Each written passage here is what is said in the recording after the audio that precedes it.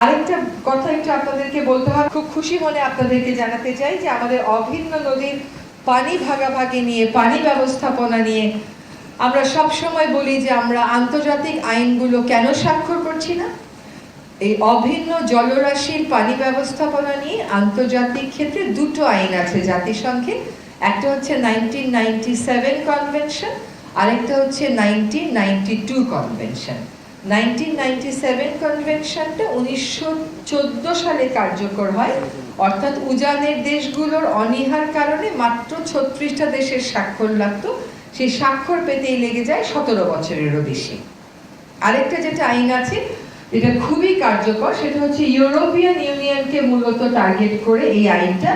যদিও এটা European ইউনিয়নকে target করে এই আইনটা 1992 সালে, এটা কিন্তু 2016 সালে সকল দেশের জন্যই উন্মুক্ত করে দেওয়া হয়েছে এবং এ পর্যন্ত প্রায় 11টি দেশ ইউরোপিয়ান ইউনিয়নের বাইরে এটাকে স্বাক্ষর করেছে।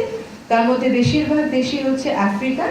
এইটা আজকে আমরা সিদ্ধান্ত নিয়েছি যে এই কনভেনশনটা আমরা অনুস্বাক্ষর করব।